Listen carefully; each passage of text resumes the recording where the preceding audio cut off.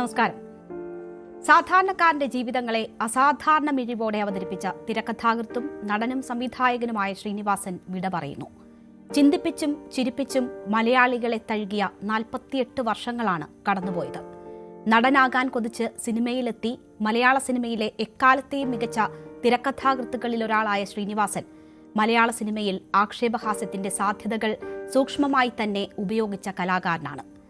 സാധാരണ മനുഷ്യരുടെ ജീവിതത്തിന്റെ നിസ്സഹായതകളും സങ്കടങ്ങളും മിഴിവോടെ ആവിഷ്കരിച്ചു. നൂൽപ്പാലത്തിലൂടെയുള്ള സഞ്ചാരമാണ് യഥാർത്ഥത്തിൽ അവന്റെ ജീവിതമെന്ന് വരച്ചുകാട്ടി.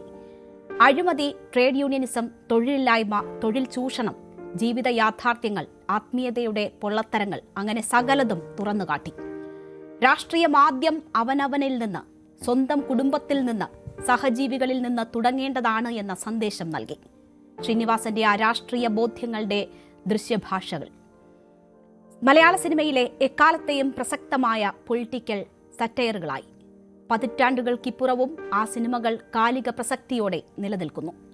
5 പതിറ്റാണ്ടോളം നീണ്ട സിനിമാ യാത്ര അവസാനിപ്പിച്ച് ശ്രീനിവാസൻ മടങ്ങുമ്പോൾ അവശേഷിപ്പിക്കുന്നത് എന്തൊക്കെ?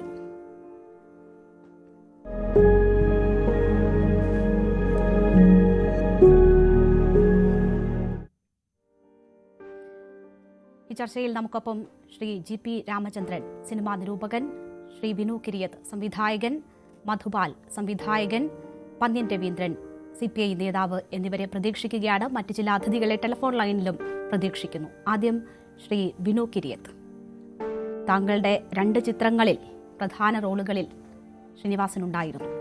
ശ്രീനിവാസന്റെ സംഭാവനകൾ വീണ്ടും മലയാളികൾ ഓർത്തെടുക്കുകയാണ്. അത് അവർക്ക് വളരെ സുപരിചിതമാണ്. ഈ അവസരത്തിൽ അവർ ഓരോന്നും ഓർത്തെടുക്കുകയാണ്, ഓരോ ഡയലോഗുകൾ പോലും.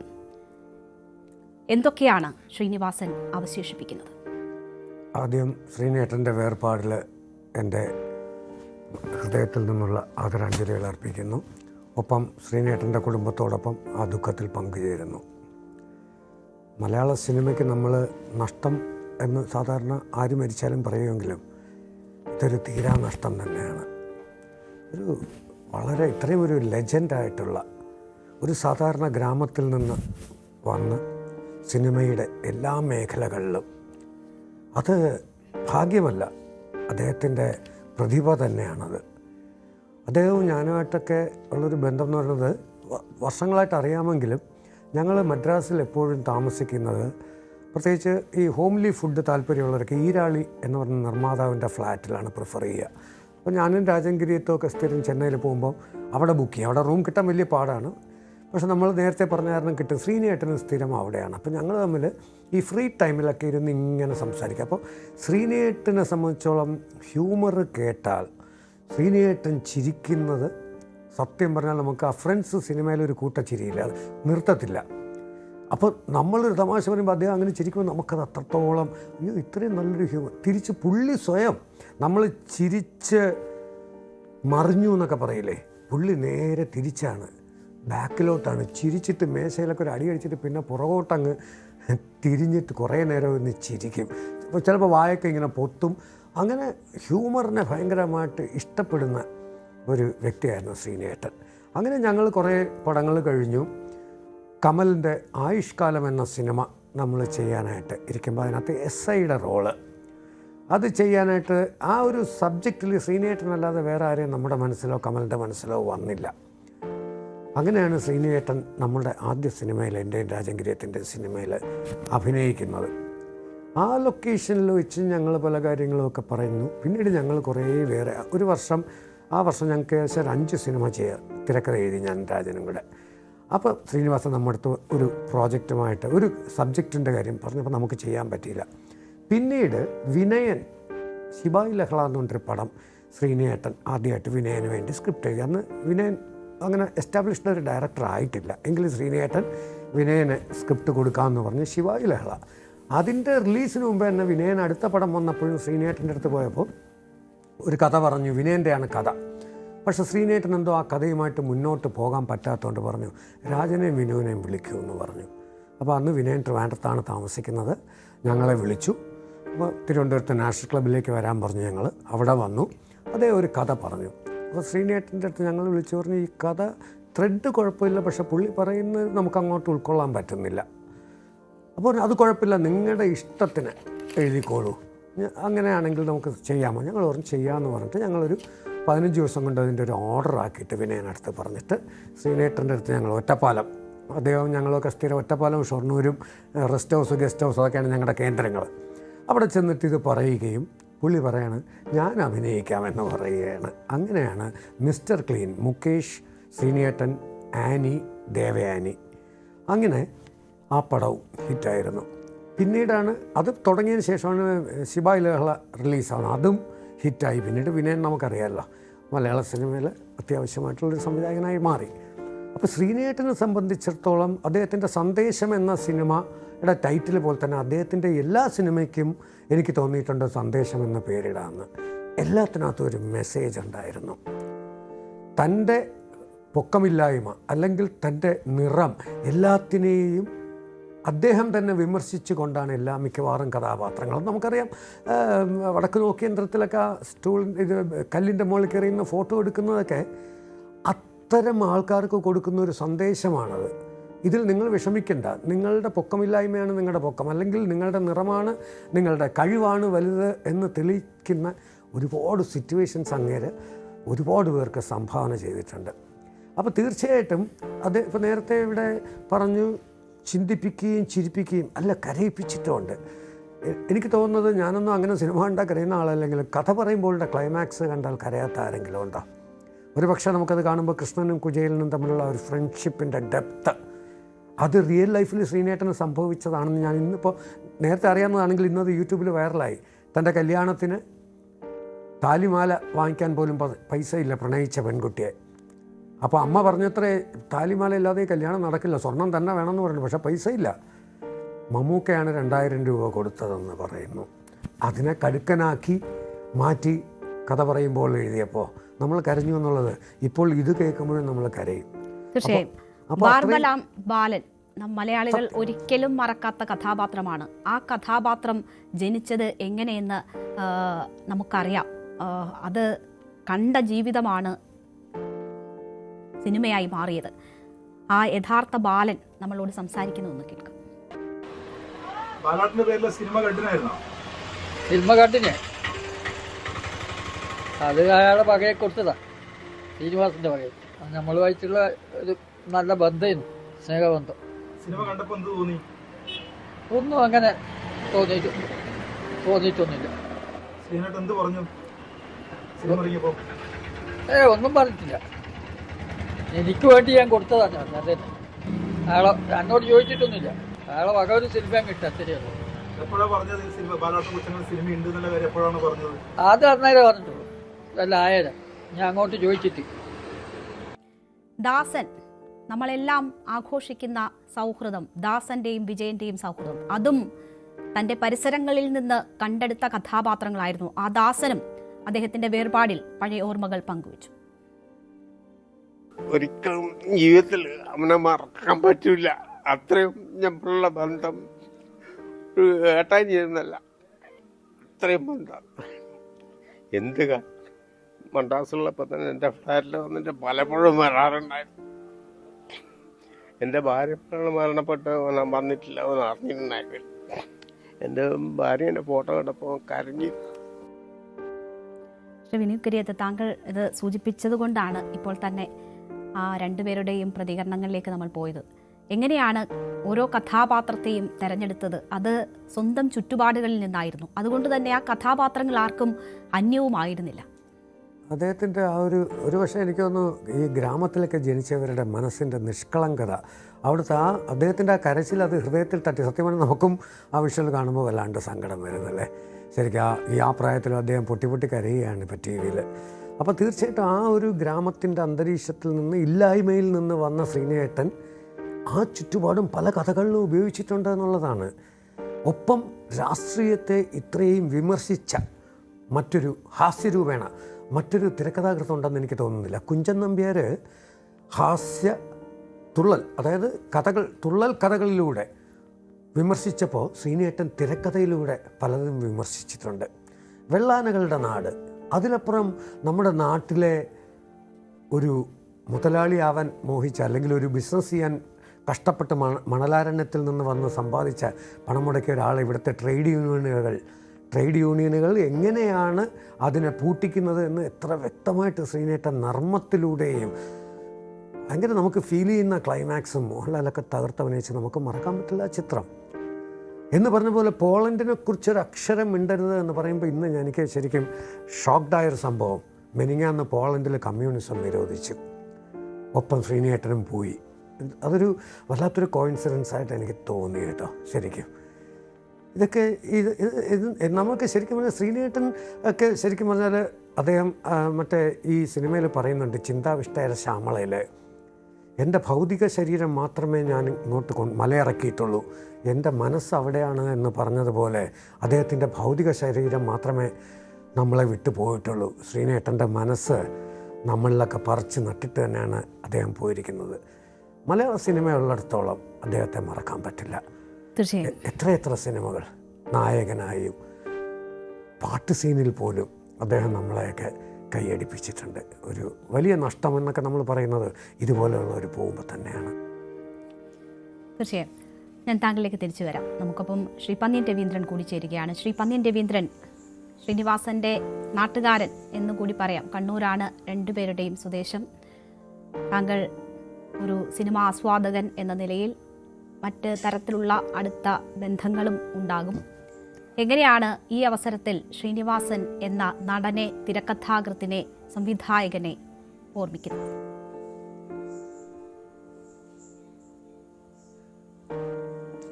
ശ്രീനിവാസൻ മലയാളികളെല്ലാവരും ഓരോ തരത്തിൽ അദ്ദേഹത്തെ സ്നേഹിക്കുന്നു. അദ്ദേഹത്തിൻ്റെ സിനിമ എല്ലാവരും ആശ്രയിക്കുന്ന ഓരോ തരത്തിലാണ്. ചിലർ രാഷ്ട്രീയമായി വിമർശന സിനിമ എന്ന് പറയും, ചിലർ ജീവിത സംഭവങ്ങൾ കൃത്യമായി വരച്ചു കാട്ടുന്ന സിനിമ എന്ന് പറയും. ഓരോരുത്തർ ഓരോ രീതിയിലാണ്. പക്ഷെ ശ്രീനിവാസൻ എല്ലാ കാര്യത്തിലും കൃത്യമായ നിലപാടുള്ള ഒരാളാണെന്നാണ് വ്യക്തിപരമായി ഞാൻ അദ്ദേഹവുമായി ബന്ധപ്പെട്ടവ മനസ്സിലാക്കിയത്. ഞാൻ ഒരുപാട് തവണ അദ്ദേഹവുമായി ബന്ധപ്പെടാനും സംസാരിക്കാനും ഒരുമിച്ച് നിൽക്കാനും ഒക്കെ സമയമുണ്ടായിരുന്നു. ഇപ്പോൾ അടുത്ത് ഒരു മാസം മുമ്പ് ഞാൻ ഫോണിൽ പറഞ്ഞ് കാണാൻ പറ്റിയില്ല.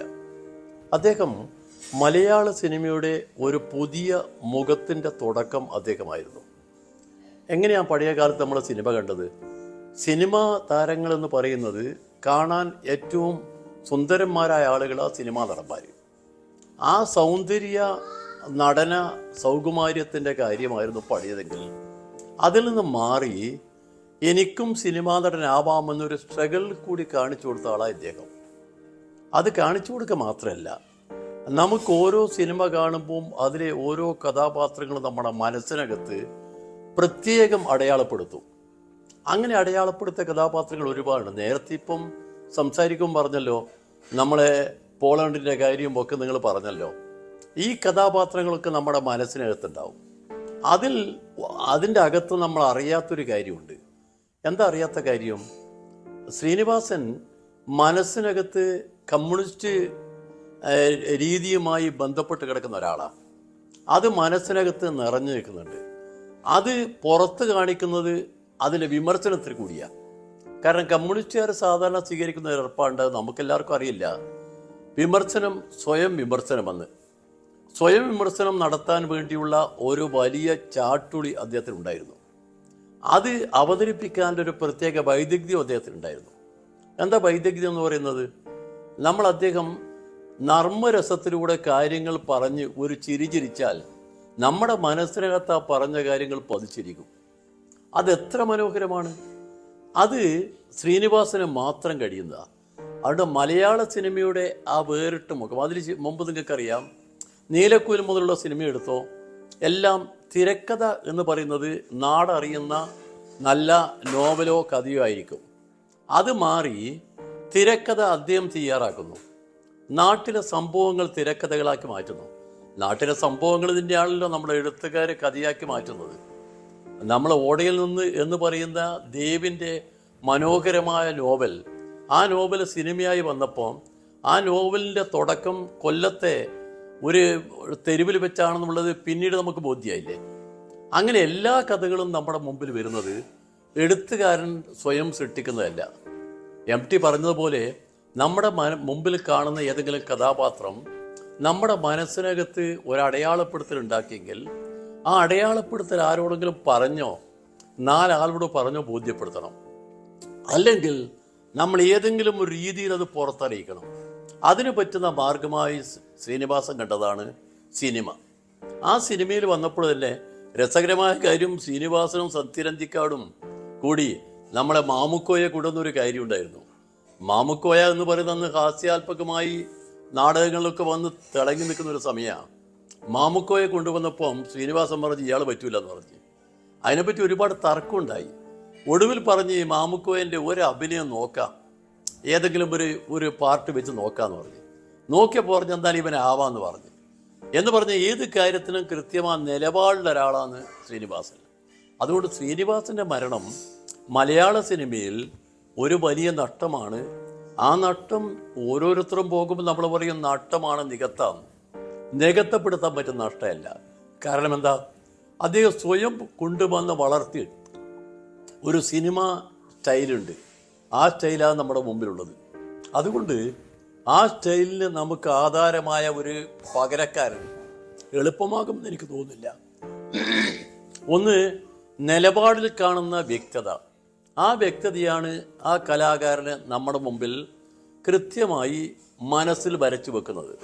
അതുകൊണ്ട് ഇപ്പം എൻ്റെ മനസ്സ് ഏറ്റവും ആകർഷിച്ചതാണ് അദ്ദേഹത്തിൻ്റെ ഈ രാഷ്ട്രീയക്കാരനായി ഇദ്ദേഹം പ്രവർത്തിക്കുന്ന അവസരത്തിൽ അദ്ദേഹത്തെ നാട് കടത്തിയ കഥ. ആ നാട് കടത്തിയ കഥയ്ക്ക് ശേഷമുണ്ടായ ഒരു പാട്ടുകൂടി ചേരുമ്പോൾ എത്ര അസലായി. തിരികെ ഞാൻ വരുമെന്ന വാർത്ത കേൾക്കാനായി ഗ്രാമം കൊതിക്കാറുണ്ടെന്നും അതിലെല്ലാം അടങ്ങിയിട്ടുണ്ട്. അപ്പം ഇതൊക്കെ ചേർത്ത് മലയാള സിനിമയ്ക്ക് ഒരു പുതിയ മുഖം നമുക്ക് സംഭാവന ചെയ്ത ഒരു വലിയ പ്രതിഭയാണ് നമുക്ക് നഷ്ടപ്പെട്ടത്. ആ പ്രതിഭയുടെ നഷ്ടം കേരളത്തിലെ എല്ലാവർക്കും വലിയ നഷ്ടമാണ്. അത് രാഷ്ട്രീയമായി നമ്മൾ തിരിഞ്ഞോ മറിഞ്ഞോ അത് വേണമെങ്കിൽ നമുക്ക് വ്യാഖ്യാനിക്കാമെങ്കിലും ആ വ്യാഖ്യാനങ്ങൾക്കൊന്നും കാര്യമില്ല. നന്മയ്ക്ക് വേണ്ടിയുള്ളൊരു പ്രവർത്തനത്തിൻ്റെ തുടക്കക്കാരനായി സിനിമ എന്ന മാധ്യമത്തിലൂടെ മുമ്പോട്ട് വന്ന ഒരു വലിയ മനസ്സാണ് ശ്രീനിവാസനത്. അദ്ദേഹത്തിൻ്റെ വേർപാട് നമുക്കൊരിക്കലും മറക്കാൻ കഴിയാത്ത വേർപാടാണ്. എന്താണ് എനിക്കിപ്പം പറഞ്ഞു വെക്കാനുള്ളത്? തീർച്ചയായും മലയാള സിനിമകളിൽ അദ്ദേഹം സൃഷ്ടിച്ചിട്ടുള്ള അനവധിയായിട്ടുള്ള കഥാപാത്രങ്ങളിലൂടെ, അദ്ദേഹം അഭിനയിപ്പിച്ച് ഫലിപ്പിച്ച കഥാപാത്രങ്ങളിലൂടെ ശ്രീനി ഇനിയും മലയാള സിനിമയിൽ നിലനിൽക്കും. ആ കാര്യത്തിൽ സംശയമില്ല. ശ്രീ GP രാമചന്ദ്രൻ കൂടി ഈ ഘട്ടത്തിൽ നമുക്കൊപ്പം ചേരുകയാണ്. ശ്രീ GP രാമചന്ദ്രൻ, 48 വർഷത്തെ സിനിമാ ജീവിതം അവസാനിപ്പിച്ചാണ് ശ്രീനിവാസൻ മടങ്ങുന്നത്. മലയാള സിനിമ അതിൻ്റെ 100 വർഷത്തിലേക്ക് കടക്കുമ്പോൾ ഏതാണ്ട് അതിൻ്റെ പകുതിയോളം കാലം അതിനൊപ്പം ഉണ്ടായിരുന്ന ഒരു വ്യക്തിയാണ് മലയാള സിനിമയ്ക്ക് നഷ്ടമാകുന്നത്. മലയാള സിനിമയ്ക്ക് പുതിയൊരു മുഖം നൽകിയ തിരക്കഥാകൃത്തും നടനും ഒക്കെയാണ്. ഇവിടെ മുഖം നോക്കാതെ ശ്രീനിവാസൻ നടത്തിയിട്ടുള്ള വിമർശനങ്ങൾ, ഏത് വിഷയത്തെയും സമീപിക്കുമ്പോൾ അതിൽ അദ്ദേഹത്തിൻ്റെ കാഴ്ചപ്പാടുകൾക്കൊപ്പം നിന്ന് ആക്ഷേപിക്കാതെ നടത്തിയിട്ടുള്ള വിമർശനങ്ങൾ എന്നതിനെ നമ്മൾ എങ്ങനെ കാണണം? തീർച്ചയായും വളരെ വലിയ ഒരു നഷ്ടം തന്നെയാണ് നമുക്കുണ്ടായിരിക്കുന്നത്. കാരണം സാധാരണ രീതിയിൽ മലയാളികളുടെ ആയുർദൈർഘ്യം അനുസരിച്ചും ഒക്കെ തന്നെ വിട്ടുപോകേണ്ട ഒരു വയസ്സായിട്ടില്ല എന്നുള്ളതാണ്. 67-68 വയസ്സ് ആയിട്ടുള്ളൂ. അത് നമുക്ക് വലിയൊരു വേദന ഉണ്ടാക്കുന്നുണ്ട്. അതുപോലെ തന്നെ താങ്കൾ പറഞ്ഞതുപോലെ, നേരത്തെ സഖാവ് പന്ന്യൻ രവീന്ദ്രൻ പറഞ്ഞതുപോലെ, അദ്ദേഹം നടത്തിയിട്ടുള്ള വിമർശനങ്ങൾ, ആത്മവിമർശനങ്ങൾ, ഇതെല്ലാം തന്നെ മലയാളിയെ, ആ മലയാളി സാധാരണക്കാർ തൊട്ട് വളരെ സാധാരണക്കാർ, കാരണം ഗ്രാമീണ ജീവിതത്തിൽ നിന്ന് വന്ന ഒരാളെന്നുള്ള നിലയ്ക്ക് ആ ഗ്രാമത്തെ തന്നെ അദ്ദേഹം വളരെയധികം പരിഹസിക്കുന്നുണ്ട്. നമ്മളെപ്പോഴും ഗ്രാമം വലിയ നന്മ എന്ന് പറയുമ്പോൾ ശ്രീനിവാസന്റെ സിനിമയിലേക്ക് പോയാൽ, നേരത്തെ KG ജോർജിന്റെ സിനിമയിലുണ്ടായിരുന്നു, ആ ഗ്രാമത്തിന്റെ പല കുന്നായ്മകൾ, കുശുമ്പ്, അസൂയ, ഇങ്ങനെയുള്ള കുറേ കാര്യങ്ങൾ അദ്ദേഹം കൊണ്ടുവരുന്നു. അതോടൊപ്പം തന്നെ ഈ മലയാളി നമ്മൾ ഉയർത്തിയെടുത്തിട്ടുള്ള വലിയ വിഗ്രഹങ്ങൾ, ആ വിഗ്രഹങ്ങൾ എന്ന് പറയുമ്പോൾ അത് ഞാൻ ഏതെങ്കിലും വ്യക്തിയല്ല ഉദ്ദേശിക്കുന്നത്, രാഷ്ട്രീയം. നമ്മളുടെ രാഷ്ട്രീയം നമുക്ക് ഏറ്റവും പ്രധാനമായ രാഷ്ട്രീയം, അതിൽ തന്നെ ഇടതുപക്ഷ രാഷ്ട്രീയം. ഇപ്പോൾ ഞാനും ഇടതുപക്ഷത്തിന്റെ ഒപ്പമുള്ള ആളാണ്, സഖാവ് പന്ന്യനും അതുപോലെ തന്നെ ഒക്കെ തന്നെ. അപ്പൊ ഇടതുപക്ഷ രാഷ്ട്രീയം, അതുപോലെ തന്നെ സിനിമ, താൻ തന്നെ പങ്കെടുക്കുന്ന ഏറ്റവും പ്രധാനപ്പെട്ട സിനിമ, അതിലെ സൂപ്പർ താരങ്ങൾ, ആ സൂപ്പർ താരങ്ങൾ, അതുപോലെ തന്നെ ദൈവം, വിശ്വാസം, മതം, ജാതി, ഇതൊക്കെ തന്നെ നമ്മുടെ, അതുപോലെ കുടുംബം, ഈ വിഗ്രഹങ്ങളെ ഒക്കെ തന്നെ വളരെ തീക്ഷ്ണമായി പരിഹസിച്ച് അട്ടിമറിക്കുന്ന രീതിയിലുള്ള കഥാപാത്രങ്ങളാണ് അദ്ദേഹം ഉണ്ടാക്കിയിട്ടുള്ളത്. അതിന് അദ്ദേഹത്തെ തന്നെയാണ് അദ്ദേഹം കരുവാക്കിയിട്ടുള്ളത് എന്നുള്ളതാണ്.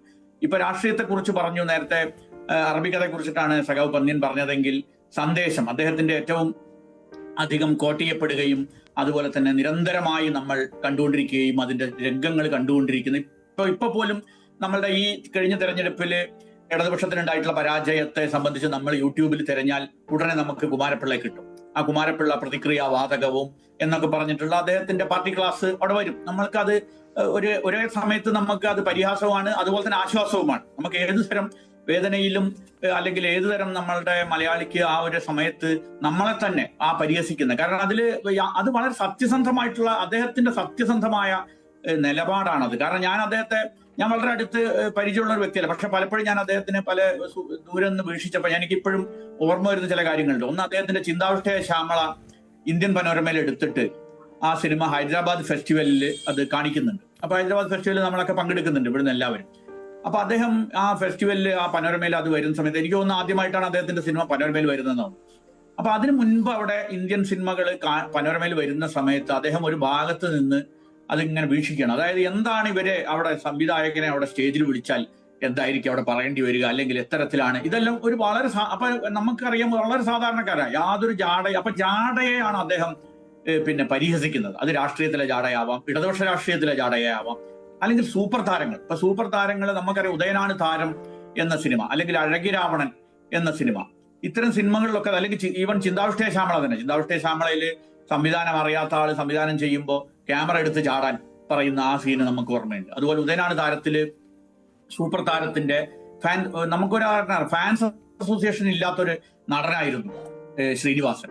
അപ്പൊ ആ ഫാൻസ് അസോസിയേഷൻ, അപ്പൊ ഇതെല്ലാം അദ്ദേഹം ഉപയോഗിക്കുന്ന, അദ്ദേഹം മോഹൻലാലിനെ മമ്മൂട്ടിനെ തന്നെയാണ് അദ്ദേഹത്തിന്റെ പടങ്ങളിൽ പലപ്പോഴും അദ്ദേഹം സംവിധാനം ചെയ്തതിലില്ല, പിന്നെ ഈ പറഞ്ഞ തിരക്കഥ എഴുതിയതിൽ അദ്ദേഹം സങ്കല്പിച്ചിട്ടുള്ളതും അവരുടെ തന്നെ താരമൂല്യത്തെയാണ് അവരറിഞ്ഞുകൊണ്ട് തന്നെ അദ്ദേഹം ഉപയോഗപ്പെടുത്തുന്നത്. പക്ഷെ അതേ ആളുകളെ തന്നെ അദ്ദേഹം അതുപോലെ തന്നെയാണ് ഇടതുപക്ഷത്തെ മാത്രമല്ല, അദ്ദേഹം വലതുപക്ഷത്തെ വിമർശിച്ചിട്ടുണ്ടെങ്കിൽ പോലും നമ്മളുടെ ഓർമ്മയിൽ നിൽക്കുന്നത് ഇടതുപക്ഷത്തെ വിമർശിച്ചതാണ്. ഇപ്പൊ പിന്നെ ഇതില് നാരിയൽ കാ പാനി എന്നൊക്കെ പറഞ്ഞിട്ട് AICCയുടെ അല്ലെങ്കിൽ കോൺഗ്രസിന്റെ ആൾക്കാർ വരുന്ന അവരെ ഭാഷയെയും അതുപോലെ തന്നെ അവരുടെ ഇടപെടലിനെയൊക്കെ അദ്ദേഹം സന്ദേശത്തിൽ പരിഹസിക്കുന്നുണ്ട്. അദ്ദേഹത്തിന്റെ കഥാപാത്രം ഇടതുപക്ഷക്കാരനാണെങ്കിൽ അദ്ദേഹത്തിന്റെ സഹോദരനായിട്ടുള്ള ജയറാം അവതരിപ്പിക്കുന്ന കഥാപാത്രം വലതുപക്ഷമാണ്. പക്ഷേ ഇടതുപക്ഷത്തിനെ കുറിച്ചുള്ള വിമർശനം നമുക്ക് ഓർമ്മയിൽ നിൽക്കും തീർച്ചയായും. കാരണം ഇടതുപക്ഷത്തിന് വരുന്ന ഓരോ വീഴ്ചയും അല്ലെങ്കിൽ ഓരോ ഇതും പരിഹസിക്കാൻ നമുക്കുള്ള ഒരു പിന്നെ ആർജവവും അവരോടുള്ള കൂടുതൽ ബന്ധവും ആയിരിക്കാം. അതല്ലെങ്കിൽ അദ്ദേഹത്തിന്റെ തീക്ഷ്ണത ആയിരിക്കാം, ഏതോ ആവാം. ഞാൻ അതിന്റെ ആ ഒരു സൂക്ഷ്മതയിലേക്ക് പോവല്ല.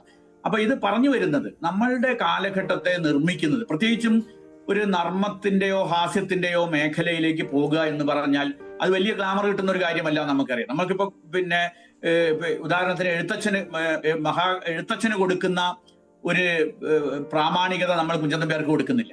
അതുപോലെ തന്നെയാണ് നമ്മൾക്ക് പിന്നെ പലർക്കും അത് അതായിട്ടില്ല. അപ്പൊ അത്തരത്തില് ഒരു സാഹചര്യം നിലനിൽക്കെ തന്നെ ഒരു അർത്ഥത്തിൽ വളരെ അപകടകരമാണ്. സ്വന്തം ശരീരത്തിന്റെ ഉയരക്കുറവ്, നിറത്തിന്റെ പ്രത്യേകത, അതല്ലെങ്കിൽ അദ്ദേഹത്തിന്റെ സൗന്ദര്യമില്ലായ്മയെ കുറിച്ചുള്ള അദ്ദേഹത്തിന്റെ വർത്തമാനങ്ങൾ, ഇതെല്ലാം ഈ വൈരൂപ്യം എന്ന് പറയുന്ന ഇതെല്ലാം ഉപയോഗിച്ചുകൊണ്ട് അദ്ദേഹം സ്വയം പരിഹസിച്ചുകൊണ്ട് തന്റെ തന്നെ ശരീരത്തെ പൊതുബോധത്തിന്റെ കാഴ്ചപ്പാടുകൾ അല്ലെങ്കിൽ അങ്ങനെയുള്ള സങ്കല്പങ്ങളെ പരിഹസിച്ചു അത് പരിഹസിക്കുന്നുണ്ട്. അതാണ് പറഞ്ഞത്. അപ്പൊ ഈ പറഞ്ഞ ഈ ശരീരത്തെ വിട്ടുകൊടുത്തുകൊണ്ട് അതേ സമയത്ത് അദ്ദേഹം വാഴ്ത്തുന്നു എന്ന് കരുതുന്ന സൂപ്പർ താരത്തെ തന്നെയാണ് അദ്ദേഹം വിമർശിക്കുന്നത്. ഇപ്പൊ ഉദയനാണ് താരത്തിൽ അദ്ദേഹം വിമർശിക്കുന്നത് സത്യത്തിൽ മോഹൻലാൽ പോലെയുള്ള സൂപ്പർ താരങ്ങളെ തന്നെയാണ്. അതിന്റെ തുടർച്ചയായിട്ടാണല്ലോ അദ്ദേഹം കേണൽ പദവി കിട്ടിയ സൂപ്പർ താരത്തെ വിമർശിക്കുന്നു.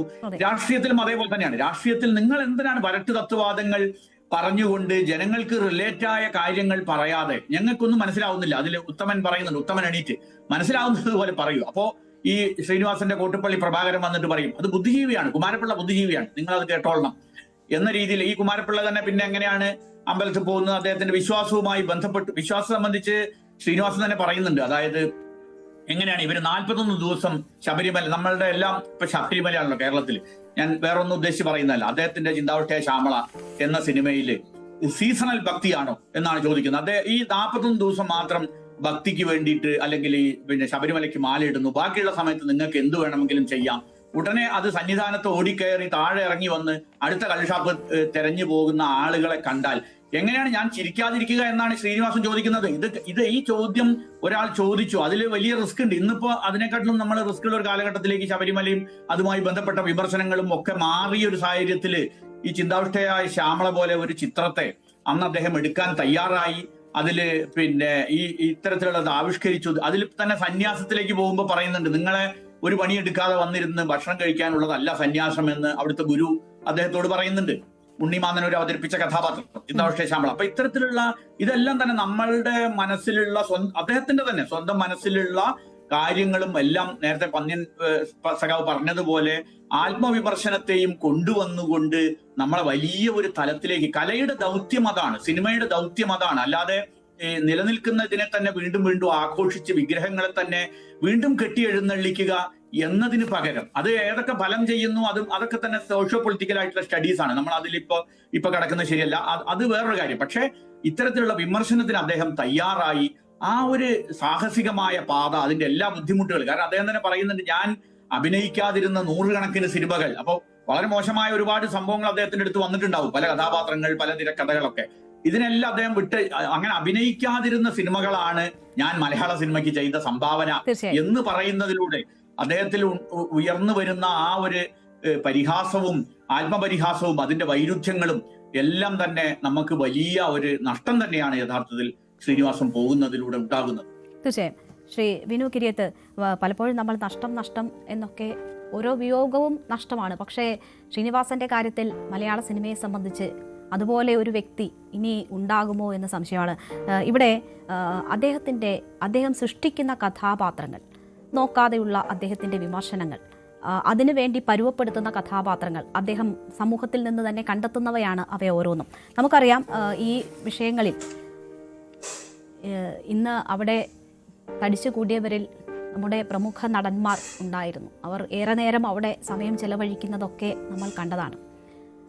മലയാള സിനിമയിൽ സംഭാവനകൾ എന്തൊക്കെ എന്ന് നോക്കുമ്പോൾ അമാനുഷിക കഥാപാത്രങ്ങളെ ഒന്നും ശ്രീനിവാസൻ സൃഷ്ടിച്ചിട്ടില്ല. പക്ഷേ ജനങ്ങൾക്കൊപ്പം നിൽക്കുന്ന, ജനങ്ങളിൽ ഒരാളായ നിരവധി കഥാപാത്രങ്ങളെ സൃഷ്ടിച്ചിട്ടുണ്ട്. ആ കഥാപാത്രങ്ങളിലൂടെയാണ് നമ്മുടെ മഹാനടന്മാർ പോലും ഈ രീതിയിലൊക്കെ വളർന്നു വന്നത് എന്നതുകൂടി നമ്മൾ കാണണ്ടേ. അങ്ങനെയുള്ള ശ്രീനിവാസൻ എന്ന തിരക്കഥാകൃത്തിൻ്റെ സംഭാവന കൂടി നമ്മൾ കാണേണ്ടേ. ആദ്യം ഈ തീരാനഷ്ടമെന്ന് പറയുമ്പോൾ അദ്ദേഹം വലിയ ഏജിലായിട്ടില്ല, 68 69 ആയിട്ടുള്ളത്. ഇന്നത്തെ കാലഘട്ടത്തിൽ അതൊരു വലിയ പ്രായമല്ല. പിന്നെ അദ്ദേഹത്തിൻ്റെ ഈ പറഞ്ഞ പോലെ ജനങ്ങൾക്ക് ഇഷ്ടപ്പെടാനുള്ള കാരണം, നമ്മൾ ചില സിനിമകൾ അദ്ദേഹത്തിൻ്റെ കാണുമ്പോൾ അദ്ദേഹം അഭിനയിച്ച് അദ്ദേഹം തിരക്കഥ ചെയ്ത പടങ്ങളിലെല്ലാം നമ്മൾ ആദ്യം അദ്ദേഹം ഒരു ഫൂളാണ് എന്ന് നമുക്ക് തോന്നും. പക്ഷെ ക്ലൈമാക്സ് എത്തുമ്പോഴാണ് അതിൻ്റെ ഹീറോയിസം വരുന്നത്. അതാണ് കാഞ്ചനമാലയ്ക്ക് ആ സ്വർണ്ണമാല കൊണ്ട് കൊടുത്തപ്പോൾ അവൾ പറ്റിച്ചപ്പോൾ നമുക്ക് കാഞ്ചനമാലയോടായിരുന്നു എന്തൊരു ദേഷ്യമായിരുന്നല്ലേ. പക്ഷേ പെണ്ണിങ്ങനെയാണ് ചിലപ്പോൾ ചതിക്കുമെന്ന് മുൻകൂട്ടി കണ്ടുകൊണ്ടല്ലെങ്കിൽ ആ പ്രേമത്തിൻ്റെ ഇതുകൊണ്ട് അദ്ദേഹം മുക്കുപണ്ടമുണ്ടാക്കി കൊടുത്തത് ക്ലൈമാക്സ് വരെ നമ്മളത് പ്രതീക്ഷിക്കില്ല. അതാണ് ശ്രീനേട്ടൻ്റെ ഇൻ്റലിജൻസ് എന്ന് പറയുന്നത്. അപ്പോൾ അങ്ങനെ നിരവധി കഥാപാത്രങ്ങൾ അദ്ദേഹം സൃഷ്ടിച്ചിട്ടുണ്ട്. അത് ശരിക്കും പറഞ്ഞാൽ നമുക്ക് തിയേറ്ററിൽ കണ്ടുകൊണ്ടിരിക്കുമ്പോഴേ ആ ഒരു ഫീല് കിട്ടുള്ളൂ കേട്ടോ. അത് മുക്കുപണ്ടമല്ല എന്ന് പറയുന്ന ആ സീനിൽ നമ്മൾ പോലും അവിടെ കൈയടിക്കാൻ തോന്നിപ്പോകും. അതാണ് ശ്രീനേട്ടൻ. അപ്പോൾ അത്തരം ചിന്താശേഷി എന്ന് പറയുന്ന ഒരു ലെജൻഡിൻ്റെ ഒരുപക്ഷെ ഞാൻ പറയട്ടെ, ഇപ്പോൾ എൻ്റെയൊക്കെ കൗമാരകാലത്തൊക്കെ ശ്രീനേട്ടൻ്റെ സിനിമകൾ തന്നെയാണ് ഞാനും രാജനുമൊക്കെ ഇൻസ്പയർ ചെയ്തതെന്ന് പറയാം. കാരണം പ്രിയദർശൻ ശ്രീനിവാസൻ അതൊരു പാറ്റേൺ ഓഫ് ഫിലിംസ് ആയിരുന്നു. ഓടരുതമ്മാവ ആളറിയാം, അക്കരെ നിന്നൊരു മാരനിലെ അറബിയൊക്കെ നമുക്ക് മറക്കാൻ പറ്റില്ല. അപ്പോൾ ഇങ്ങനെ കുറേ സിനിമകളാണ് ഞങ്ങൾ ഫോളോ ചെയ്തതെന്ന് തന്നെ പറയാം. ആ ഒരു പാറ്റേണാണ് ഞങ്ങൾ അരമന വീട് 500 ഏക്കർ ആയാലും മലപ്പുറം ഹാജി മഹാനായ ജോജി, പൂച്ചക്കാർ മണികെട്ട്, ഇതൊക്കെ ഞങ്ങളുടെ ഒരു അത് തന്നെയായിരുന്നു. പിന്നീട് ശ്രീനേട്ടൻ അധികം നേരെ സത്യനന്ദിക്കാട് ശ്രീനേട്ടൻ അത് വേറൊരു ഫാമിലി ബാക്ക്ഗ്രൗണ്ട് മൂവീസിലേക്ക് പോയി. അതുപോലെ തന്നെയാണ് ശ്രീനിവാസൻ സ്വന്തമായി സംവിധാനം ചെയ്ത് വേറൊരു പാറ്റേൺ. ഇങ്ങനെ ഓരോ സംവിധായകനും ഇപ്പോൾ കമൽ ഞങ്ങൾ ചെയ്ത ആയുഷ്കാലം, അത് ശരിക്കും അന്ന് വളരെ വ്യത്യസ്തമായൊരു സബ്ജക്റ്റായിരുന്നു. ഇന്ത്യയിൽ ഹൃദയം മാറ്റിവെക്കാത്ത കാലത്താണ് ഞങ്ങൾ ആ പടം ചെയ്യുന്നത്. പക്ഷേ ശ്രീനേട്ടൻ നമുക്ക് ഭയങ്കര കോൺഫിഡൻസ് തന്നു, ഇത് കൊള്ളാം, ഇത് നമുക്ക് പിടിക്കാം. അങ്ങനെയാണ് നമ്മൾ ആ സ്ക്രിപ്റ്റ് ചെയ്യുന്നത്. അപ്പം മറ്റുള്ളവരെ ഒരു പ്രോത്സാഹനം നൽകുന്നൊരു നല്ല മനസ്സും കൂടെ അദ്ദേഹത്തിനുണ്ടായിരുന്നു. അതിൽ ആകാശച്ചെരുവിലാരോ ഗുരുതിക്കിണ്ണം തട്ടിമറിച്ചു എന്നിട്ട് രാജൻകിരിയത്താണ് ആ കവിത എഴുതിയത്. അത് കേട്ടിട്ട് ആ ഒറ്റപ്പാലം ഗസ്റ്റ് ഹൗസിലിരുന്ന് ശ്രീനേട്ടൻ ചിരിച്ചത് ഇന്നും എൻ്റെ കലക്കിന്ന് കൊണ്ട് ചിരിക്കണം. എന്നിട്ട് അദ്ദേഹം ഇങ്ങനെ മാറ്റാന്നുണ്ട് 1-2 സജഷൻസും കൂടെ അദ്ദേഹം പറഞ്ഞു മാറ്റിയിട്ടുണ്ട്. അത് സോഷ്യൽ മീഡിയയിൽ ഇപ്പോഴും നമുക്ക് കാണാം. ആ ഒരു മകന് വേണ്ടി സ്കൂളിൽ എഴുതാൻ കൊടുക്കുന്ന, സ്കൂളിൽ പാടാൻ പറയുന്ന ഒരു കവിത പുള്ളി എഴുതി കൊടുത്തതാണ്. അപ്പോൾ ഇങ്ങനെ നർമ്മത്തെ ഇഷ്ടപ്പെടുന്ന ഒരു, അതെനിക്ക് മിക്കവാറും എനിക്ക് എപ്പോഴും തോന്നിയിട്ടുണ്ട് കേട്ടോ. ഒരുപാട് ദുഃഖങ്ങൾ ബാല്യകാലത്തിലൊക്കെ മനസ്സിൽ സൂക്ഷിച്ചവർക്ക് ഒരുപാട് ചിരിപ്പിക്കാൻ പറ്റും. അങ്ങനെയാണത്. കാരണം അതായത് ചിരിപ്പിക്കാന്ന് വെച്ചാൽ ദുഃഖത്തിനെ നർമ്മത്തിൻ്റെ രൂപേണ. അത് ശ്രീനേട്ടൻ ഒരുപാട് സിനിമകളിൽ നമുക്ക്, എനിക്ക് ഏറ്റവും ഇഷ്ടപ്പെട്ട അച്ഛനെക്കുറിച്ച് ആ ഒരു ഡയലോഗുണ്ട് യാത്രക്കാരുടെ ശ്രദ്ധയ്ക്ക്. അച്ഛനെ എന്തോന്നോ പുകഴ്ത്തി പറഞ്ഞിട്ട് അയാൾ നശിച്ചു പോകുന്ന എന്തോ പറയുന്ന ഒരു ഡയലോഗുണ്ട്. സത്യം പറഞ്ഞാൽ തിയേറ്ററിൽ നമ്മൾ ചിരിച്ചു പോയി. അപ്പം അച്ഛന് വേണ്ടി പൂജയെല്ലാം കഴിഞ്ഞ് വരികയാണ്, അച്ഛൻ്റെ ശ്രാദ്ധമെല്ലാം കഴിഞ്ഞ് വന്നിട്ട് പറയുന്നത് അയാൾ ഒരു കാലം കൂടെ പിടിക്കും എന്ന് പറയുന്ന ഒരു ശ്രീനേട്ടൻ. പിന്നെ ശ്രീനേട്ടനെ സംബന്ധിച്ചോളം ഞാൻ എപ്പോഴും വിചാരിക്കും കേട്ടോ, ഏറ്റവും ലക്കി മാൻ എന്ന് പറയുന്നത് 2 ആൺകുട്ടികൾ, നല്ല സ്നേഹിക്കുന്ന, പ്രേമിച്ച് കെട്ടിയതാണെന്ന് അദ്ദേഹം തന്നെ പറഞ്ഞത്, ഭാര്യ. തിരിച്ച് അവർ അദ്ദേഹത്തോട് കാണിക്കുന്ന ഒരു പ്രായം വരെ മക്കളെ അച്ഛനായിട്ട് നിന്നും അത് കഴിഞ്ഞ് അവരുടെ ഫ്രണ്ടായി മാറുന്ന ഒരച്ഛൻ നല്ല സന്ദേശമാണ് നമ്മുടെ തലമുറയ്ക്ക് നൽകുന്നത് ഞാൻ എപ്പോഴും വിചാരിക്കും. അത് പ്രത്യേകിച്ച് ധ്യാൻ ശ്രീനിവാസനും പുള്ളിയൊക്കെ ഉള്ള സംഭാഷണങ്ങൾ റിയൽ ലൈഫിലുള്ള അതൊക്കെ നമ്മൾ പലതും കണ്ടിട്ടുണ്ട്. എന്തൊരു ഫ്രണ്ട്ലിയാണ്. എന്നിട്ടും അദ്ദേഹം വയ്യാഞ്ഞിട്ടും അതിങ്ങനെ ചിരിക്കുന്നതൊക്കെ കാണുമ്പോൾ നമുക്ക്, ഞാനൊരു 2 കൊല്ലം മുമ്പ് സത്യജിത് റേ അവാർഡ് അദ്ദേഹത്തെ ആദരിക്കുന്ന ഫംഗ്ഷനിൽ ഞാൻ പോയിരുന്നു. അദ്ദേഹം ഇറങ്ങി വരുമ്പോൾ ഞാൻ പറഞ്ഞു, ശ്രീനേട്ടാ എന്ന് പറഞ്ഞതേ ഉള്ളൂ, രാജന് സുഖമാണോ? അത്ര വ്യക്തമല്ല, പക്ഷേ രാജൻകിരിയത്തിനാണ് ചോദിക്കുന്നത്, രാജന് സുഖമാണോ? ഞാൻ പറഞ്ഞ സുഖമാണ്. എൻ്റെ കൈ പിടിച്ചിട്ട് കുറച്ച് നേരം കൈ വിടുന്നില്ല, എന്തൊക്കെയോ പറയണമെന്ന് ആ മുഖത്തുണ്ട്. അത് ശരിക്കും പറഞ്ഞാൽ നമുക്ക് വല്ലാണ്ട് വിഷമം വരും. അത് ഇങ്ങനെ ആവേണ്ട ഒരാളായിരുന്നു. പക്ഷേ അദ്ദേഹം ഈ പറഞ്ഞ പോലെ നമുക്കൊക്കെ ഒരു വിധിയുണ്ട്. അദ്ദേഹം പ്രകൃതി ചികിത്സ ഇതിലോട്ടൊക്കെ പോയതുകൊണ്ടാണ് ഇങ്ങനെ സംഭവിച്ചതെന്നൊക്കെ കൊണ്ട് ഇങ്ങനെ കിടക്കുന്നു. പെട്ടെന്നൊരു മാറ്റം അദ്ദേഹത്തിന് സംഭവിച്ചു. പിന്നെ ഇതെല്ലാം ഈശ്വര നിശ്ചയമാണ്, നമുക്കൊന്നും ചെയ്യാൻ പറ്റില്ലല്ലോ, അല്ലാതെ വിഷമമുണ്ട്. തീർച്ചയായും എല്ലാം ഒരു പൊട്ടിച്ചിരിയിൽ അവസാനിപ്പിക്കുകയാണ് ചെയ്യാറ്. അത് ആദ്യമായിട്ടാണ് ഇങ്ങനെയൊരു കരച്ചിലേക്ക് വഴിമാറുന്നത് എന്നതാണ് മഞ്ജു വാര്യർ അവരുടെ കുറിപ്പിൽ ഓർത്തത്. എല്ലാവർക്കും അങ്ങനെ ചിരിപ്പിച്ച ശ്രീനിയേട്ടനെ കുറിച്ചാണ് പറയാനുള്ളത് സുഹൃത്തുക്കൾക്ക് ഏറെയും. ഞാൻ താങ്കളിലേക്ക് തിരിച്ചെത്താം. ശ്രീ പന്ന്യൻ രവീന്ദ്രൻ, നോക്കൂ, ഇവിടെ താങ്കൾ ഒരു സംശയത്തിനും ഇടയില്ലാത്ത രീതിയിൽ അദ്ദേഹത്തിൻ്റെ രാഷ്ട്രീയം എന്താണ് എന്ന് ആദ്യ തവണ സംസാരിക്കുമ്പോൾ തന്നെ വ്യക്തമാക്കി. പക്ഷേ പല വേദികളിൽ ശ്രീനിവാസനോട് അദ്ദേഹത്തിൻ്റെ രാഷ്ട്രീയം എന്ത് എന്ന ചോദ്യം വന്നപ്പോഴും കൗശലത്തോടു കൂടി അതിൽ നിന്ന് ഒഴിഞ്ഞുമാറുന്ന ശ്രീനിവാസനെയാണ് നമ്മൾ കണ്ടിട്ടുള്ളത്. ഒന്നുകിൽ അടുത്തുള്ള ചോദ്യം ചോദിക്കുന്ന ആളുകളിലേക്ക് ആ ക്വസ്റ്റ്യൻ പാസ് ചെയ്ത് അങ്ങനെ തമാശ പറഞ്ഞുകൊണ്ട് അതിൽ നിന്ന് ഒഴിഞ്ഞുമാറുന്ന ശ്രീനിവാസനെ കണ്ടിട്ടുണ്ട്. പക്ഷേ അദ്ദേഹത്തെ വീക്ഷിക്കുന്നവർക്ക് അദ്ദേഹം ഒരു ഇടത് സഹയാത്രികനായിരുന്നു എന്നത് ബോധ്യമുണ്ടായിട്ടുണ്ട്. പക്ഷേ അദ്ദേഹത്തിൻ്റെ സിനിമകളിലൂടെ അദ്ദേഹത്തിൻ്റെ പൊളിറ്റിക്കൽ സറ്റയർ എന്ന്, മലയാള സിനിമയിലെ പൊളിറ്റിക്കൽ സറ്റയർ എന്ന് പറയാൻ പറ്റുന്ന സിനിമകളിലൂടെ വളരെ നിശിതമായ വിമർശനങ്ങൾ അദ്ദേഹം നടത്തിയിട്ടുണ്ട്. അതിനുശേഷം അദ്ദേഹത്തെ വലത് നിരീക്ഷകനായി ചിത്രീകരിക്കുന്ന സാഹചര്യം വരെ പോലും ഉണ്ടായിട്ടുണ്ട്. പക്ഷേ അദ്ദേഹം മുഖം നോക്കാതെയുള്ള വിമർശനമാണ് നടത്തിയിട്ടുള്ളത്. ഞാൻ പ്രകാശൻ എന്ന ചിത്രത്തിൽ നേരത്തെ GP രാമചന്ദ്രൻ തന്നെ ചൂണ്ടിക്കാണിച്ചതുപോലെ സന്ദേശം എന്ന ചിത്രത്തിൽ തന്നെയും മറ്റ് രാഷ്ട്രീയ പാർട്ടിയും വിമർശന വിധേയമാകുന്ന ഒരു സാഹചര്യമുണ്ട്. അപ്പോൾ അദ്ദേഹത്തിന്റെ വിമർശനങ്ങൾ ആ രീതിയിൽ ഉൾക്കൊള്ളാൻ കഴിഞ്ഞിട്ടുണ്ടോ രാഷ്ട്രീയ പാർട്ടികൾക്ക്? ഈ ട്രേഡ് യൂണിയനിസം അദ്ദേഹം വിമർശന വിധേയമാക്കിയ ഒരു വിഷയമാണ്. ഇപ്പോഴും നമ്മുടെ സമൂഹത്ത്, പരിസരത്ത് നമ്മൾ കണ്ടുകൊണ്ടിരിക്കുകയല്ലേ? അദ്ദേഹത്തിന്റെ വിമർശനങ്ങളെ ഉൾക്കൊള്ളാൻ രാഷ്ട്രീയ പാർട്ടികൾക്ക് അതേ രീതിയിൽ കഴിഞ്ഞിട്ടുണ്ട്.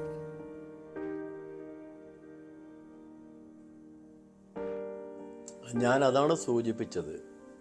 കാരണം ശ്രീനിവാസന്റെ മനസ്സിനകത്ത് നന്മയുടെ ചിന്തയാണുള്ളത്. നന്മ എന്ന് പറയുന്നത് മനുഷ്യൻ്റെ മാന്യമായ ജീവിതത്തിന് കൂടി പ്രധാനപ്പെട്ട ശക്തിയാണ്. ആ നന്മ ലഭിക്കുന്നതിന് വേണ്ടി തടസ്സമുണ്ടാകുന്ന വിധം പല സന്ദർഭങ്ങളും നമ്മുടെ നാട്ടിലുണ്ടായി. അതാണ് അദ്ദേഹത്തിൻ്റെ സിനിമകൾ പലപ്പോഴും ശരിക്കും കാണിക്കുന്നത്.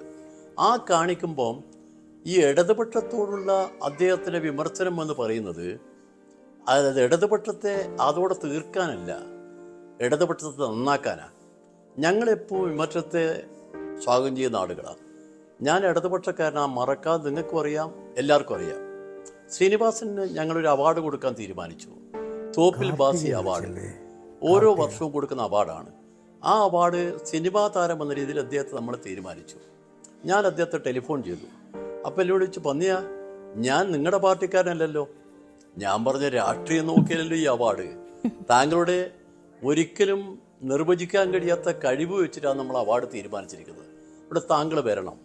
വന്നിട്ട് അദ്ദേഹം സംസാരിക്കുമ്പോൾ പറഞ്ഞ കാര്യം, ഞാൻ വിമർശിക്കുന്നതിനെക്കുറിച്ച് പലർക്കും അഭിപ്രായ വ്യത്യാസമുണ്ട്. ഇടതുപക്ഷക്കാർക്ക് എന്നോട് പലപ്പോഴും ഒരു എതിർപ്പുണ്ട്. ആ എതിർപ്പിന് അടിസ്ഥാനമില്ല എന്നുള്ള കാര്യം ഞാൻ പ്രത്യേകം പറയട്ടെ. പന്തിനോട് ഞാൻ നേരത്തെ പറഞ്ഞു, ഞാൻ നിങ്ങളുടെ പാർട്ടിക്കാരല്ല. പക്ഷേ നമ്മുടെ രാജ്യം ഇടതുപക്ഷത്തിൻ്റെ ചിന്താഗതിയിലേക്ക് മുന്നോട്ട് പോകണമെന്ന് അതിയായി ആഗ്രഹിക്കുന്ന ഒരു മനുഷ്യനാണ് ഞാൻ. എന്താ ഇടതുപക്ഷം എന്ന് പറയുന്നത്? മനുഷ്യപക്ഷമാണ്. ആ മനുഷ്യപക്ഷത്തിലാണ് നേരത്തെ GP സംസാരിച്ചാന്ന് എനിക്ക് തോന്നുന്നത്. ഇവിടെ മതം, ജാതി, വ്യത്യസ്ത രീതികൾ. ഈ കേരളം എന്തായിരുന്നു പഴയ കാലത്ത്? ആ ഭ്രാന്താലയമായ കേരളത്തെ ഇങ്ങനെ മാറ്റിയെടുക്കുന്നതിന് ഒരുപാട് രാഷ്ട്രീയ പ്രസ്ഥാനങ്ങൾ പ്രവർത്തിച്ചതിനൊപ്പം തന്നെ ഈ മാറ്റത്തിൻ്റെ പ്രധാനപ്പെട്ട അടിത്തറയായി ശ്രീനിവാസൻ്റെ പല കഥാപാത്രങ്ങളും ഒരു പ്രധാന ഘടകമാണ്. നമുക്ക് പിഴച്ചാൽ നമുക്കറിയില്ല. ആ പിഴവ് ചൂണ്ടിക്കാണിക്കണം. ചൂണ്ടിക്കാണിക്കാൻ മനക്കരുത്ത് വേണം. ചൂണ്ടിക്കാണിക്കുന്ന ആളുകളെ അവിടെ നിന്ന് തല്ലും വന്നൊരു ധാരണയുണ്ടായാൽ അവൻ ചൂണ്ടിക്കാണിക്കുന്ന നിശബ്ദനായിരിക്കും. അത് പറ്റില്ലെന്ന് വളരെ ശക്തമായി പറഞ്ഞൊരാളാണ് അദ്ദേഹം. ട്രേഡ് യൂണിയൻ പ്രവർത്തനം എന്ന് പറഞ്ഞാൽ നമ്മുടെ നാട്ടിൽ ജനങ്ങളുടെ മുമ്പിൽ ഈ ആരെങ്കിലും ഒരു വ്യവസായവുമായിട്ട് ഇവിടെ വരുമ്പോൾ ആ വ്യവസായത്തെ ഇല്ലാതാക്കാനല്ല, ആ വ്യവസായം ഈ നാട്ടിൽ തെറ്റ് ചെയ്യുന്നുണ്ടെങ്കിൽ ആ തെറ്റ് തിരുത്തിക്കാനാണ്. തൊഴിലാളിക്ക് ജോലിയും വേണം, ആ വ്യവസായം നടക്കണം, വ്യവസായമില്ലാത്ത നാടാകാനില്ല. ഈ കാര്യങ്ങൾ ശരിക്കും വെച്ചുകൊണ്ടാണ് ഈ സിനിമ അദ്ദേഹം എടുത്തിരിക്കുന്നത്. അപ്പം എൻ്റെ പക്ഷം ഈ ശ്രീനിവാസൻ എന്ന് പറയുന്ന വലിയ മനുഷ്യൻ, നമ്മൾ അദ്ദേഹത്തെ ഇപ്പോൾ രാഷ്ട്രീയത്തിലേക്ക് ചാർത്തണ്ട. പക്ഷേ ഇടതുപക്ഷമാണ്. ഇടതുപക്ഷം എന്ന് പറഞ്ഞാൽ മാറ്റത്തിൻ്റെ പക്ഷമാണ്. ആ പക്ഷമാണ് ട്രംപ് എന്ന് പറയുന്ന ലോകത്തിലെ ഏറ്റവും വലിയ ഭരണാധികാരി. ആ ഭരണാധികാരി ഇവൻ ഭ്രാന്തൻ കമ്മ്യൂണിസ്റ്റാണ് എന്ന് പറഞ്ഞ് നമ്മുടെ മേയർ സ്ഥാനത്തേക്ക് മത്സരിച്ചൊരു സ്ഥാനാർത്ഥിയെ ശക്തമായി ശകാരിച്ചപ്പം ജനങ്ങൾ തിരിച്ചു വോട്ട് ചെയ്തു. എന്തിനു വേണ്ടിയാണ് വോട്ട് ചെയ്തത്? നീതിക്ക് വേണ്ടി. അപ്പം നീതിയുടെ പക്ഷമാണ് ഇടതുപക്ഷം, മാന്യതയുടെ പക്ഷമാണ് ഇടതുപക്ഷം, സത്യത്തിൻ്റെ പക്ഷമാണ് ഇടതുപക്ഷം. ആ ഇടതുപക്ഷത്തെ വികൃതമാക്കാൻ ആര് ശ്രമിച്ചാലും അതിനെ എതിർക്കുന്ന ആളുകളെ നമ്മൾ ഒരിക്കലും വിമർശിക്കില്ല, അവരെ സ്വീകരിക്കും. കാരണം വിമർശനമില്ലെങ്കിൽ ഇടതുപക്ഷ പ്രസ്ഥാനത്തിന് മുന്നോട്ട് പോകാൻ കഴിയില്ല എന്നുള്ള പക്ഷക്കാരാണ് ഞങ്ങൾ. ആ വിമർശനത്തെ ഞങ്ങൾ സർവ്വതാ സ്വീകരിക്കുന്നു. അതുകൊണ്ട് ശ്രീനിവാസൻ നമ്മുടെ നാട്ടിൽ നമുക്ക് വേണ്ടി മാറ്റിവെച്ച കാര്യങ്ങളെന്ന് പറയുന്നത് നമ്മുടെ നാട്ടിൽ കാണേണ്ട മാന്യമായ കുറേ പ്രവർത്തനങ്ങളുടെ രീതിയാണ്. ആ പ്രവർത്തനങ്ങളുടെ രീതിക്ക് തടസ്സമുണ്ടാകുന്ന കാര്യങ്ങൾ എവിടെ നിന്ന് വന്നാലും, അതാണല്ലോ ബസ് മുതലാളിക്കുണ്ടായ അനുഭവം. ആ അനുഭവത്തെ ശരിക്കും ഉയർത്തി കാണിച്ചുകൊണ്ട് വിമർശിക്കാൻ അദ്ദേഹത്തിന് കഴിയും. ആ വിമർശനത്തെ ഞങ്ങളൊക്കെ മനസ്സാ സ്വാഗതം ചെയ്യുകയും അദ്ദേഹത്തിന് ആ അദ്ദേഹത്തോട് പറഞ്ഞിരുന്നോ നന്നായി നന്നായി നന്നായി എന്ന് നേരത്തെ പറഞ്ഞല്ലോ. ഇപ്പം ഞാൻ ഇന്ന് രാവിലെയും കൂടി കണ്ടു നമ്മുടെ ശങ്കരാടിയുടെ ക്ലാസ്സും ശ്രീനിവാസന്റെ വിശദീകരണവും. അത് നമ്മുടെ മുമ്പിൽ കാണുമ്പോൾ നമുക്കൊക്കെ ഉള്ളിൽ തട്ടുന്നൊരു വികാരമല്ലേ, എന്താ അങ്ങനെ പറഞ്ഞതെന്ന്. പക്ഷെ അങ്ങനെ പറഞ്ഞത് വികാരം വേണ്ട. പാർട്ടി ക്ലാസ്സിൽ എന്ത് പറയണം, എങ്ങനെ പറയണമെന്നതിൻ്റെ ഒരു പാറ്റേൺ അവിടെ കാണിച്ചു. എന്നാൽ നമുക്ക് ജീവിക്കാൻ ഇതുപോലുള്ള കാര്യങ്ങളിൽ രാഷ്ട്രീയം വേണം. ആ രാഷ്ട്രീയം നന്മയുടെ രാഷ്ട്രീയമായിരിക്കണമെന്ന് ശ്രീനിവാസൻ നമുക്ക് വരച്ചു കാണിച്ചു. അത് നമുക്ക് സംബന്ധിച്ചിടത്തോളം നന്മയുടെ രാഷ്ട്രീയമാണ് വേണ്ടത് എന്നതാണ് അദ്ദേഹം ചൂണ്ടിക്കാട്ടിയത്. അത് അവനവനിൽ നിന്ന് തുടങ്ങണം എന്നത് ചൂണ്ടിക്കാണിച്ചു, അവനവന്റെ വീടുകളിൽ നിന്ന് തുടങ്ങണം എന്നത് ചൂണ്ടിക്കാണിച്ചു. എന്തായാലും ഈ സന്ദേശങ്ങളൊക്കെ ഈ സിനിമയിലൂടെ നൽകുമ്പോഴും അദ്ദേഹം തന്നെ പറഞ്ഞത് എബ്രഹാം ലിങ്കൻ, മഹാത്മാഗാന്ധി, രാമായണം, മഹാഭാരതം, മറ്റ് മതഗ്രന്ഥങ്ങൾ ഇതൊക്കെയും വായിച്ചിട്ട് മാറാത്തവരൊക്കെ ഇത് കേട്ട് എൻ്റെ സന്ദേശം കൊണ്ട് ആരെങ്കിലും മാറുമോ എന്ന് പോലും അദ്ദേഹം ചിന്തിച്ചിരുന്നു. എന്ത് മാറ്റം ഉണ്ടാക്കും എന്നതിൽ അതിൻ്റെ റിസൾട്ടിനെ കുറിച്ച് അദ്ദേഹം ആശങ്കപ്പെട്ടിരുന്നില്ല. പക്ഷേ അദ്ദേഹത്തിന് ചെയ്യാനും പറയാനും കഴിയുന്ന കാര്യങ്ങൾ അദ്ദേഹം പറഞ്ഞു. നമുക്കൊപ്പം ഇപ്പോൾ നടി രഞ്ജിനി കൂടി ചേരുകയാണ്. രഞ്ജിനി, താങ്കൾ ഉണ്ട് ലൈനിൽ എന്ന് പറയുമ്പോൾ തന്നെ ആദ്യം മനസ്സിലേക്ക് എത്തുന്നത് ചിത്രം ഉൾപ്പെടെയുള്ള സിനിമയുടെ സീനുകളാണ്. ഒരുപാട് ഓർമ്മകൾ ഉണ്ടാകും. വലിയൊരു നഷ്ടമാണ് സംഭവിച്ചിരിക്കുന്നത്. എങ്ങനെയാണ് ഈ ഘട്ടത്തിൽ ഓർക്കുന്നത്?